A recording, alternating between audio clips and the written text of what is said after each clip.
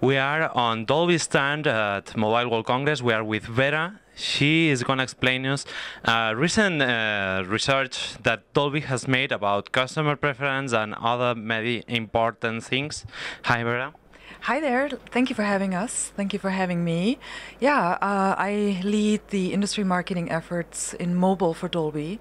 It's a very exciting endeavor because we have found through our scientists, and we have a lot of PhDs on staff, that audio matters, especially in mobile, because it augments your visual. If you think about it, and you may not know this, and your audience may not know this, your first sense that you develop when you're still in the womb of your mother is hearing. And the first thing you hear is your heartbeat when you're about 4 months old. And it is a very critical sense because it is for survival, and it is for mating, it is for finding your crying baby, it is for hearing a car coming up behind you so you don't get run over in the modern world.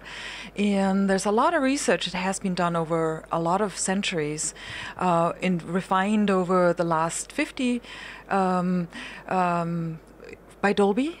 And the research that Dolby has been doing because we're so passionate about audio.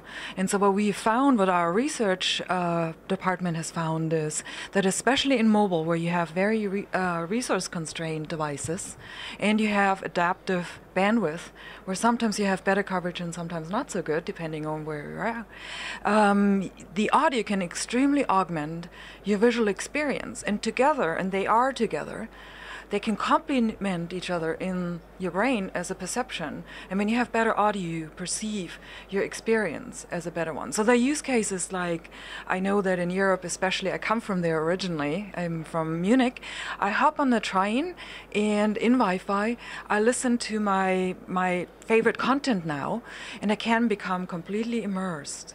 Because the sound technology we have that both decodes as well as optimizes and post-processes brings a sound field around me through my earbuds and even dual speaker devices like a Kindle Fire 2, and makes me almost feel like I am in the movie.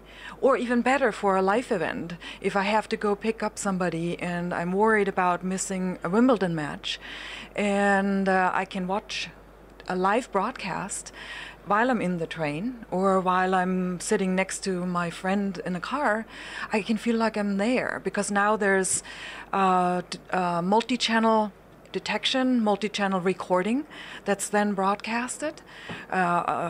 Key players have started doing this in Europe as well as in the US. And you can feel more in the stadium, even though you have a small device. You can hear the crowd all of a sudden around you, and you feel like you're there. And so we took all this research and we said, let's see how much that indeed matters to the consumer. Because in the end, we're all enamored with our own technology. We're passionate about it, and we're very, very diligently working on the best we can. But in the end, it matters what the consumer thinks.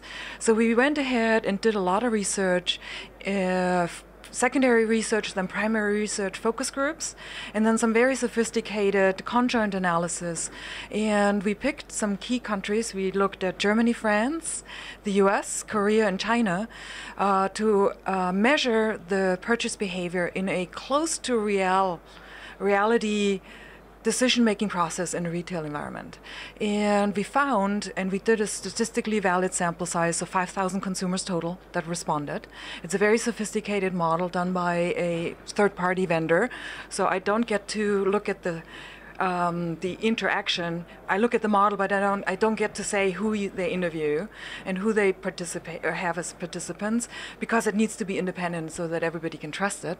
But then the results came back very amazing. We were excited about them. They even surprised us. We asked, do you consider audio at purchase when you buy a smartphone? And if so, how important is it for you? And how satisfied are you today? And we found that they are considering it much more so than we thought. And then when we did a demo and said, here's what you could experience on a mobile device, they were even more excited. And that's really important because, first and foremost, as consumers, we want convenience. This is why mobile phones are so successful.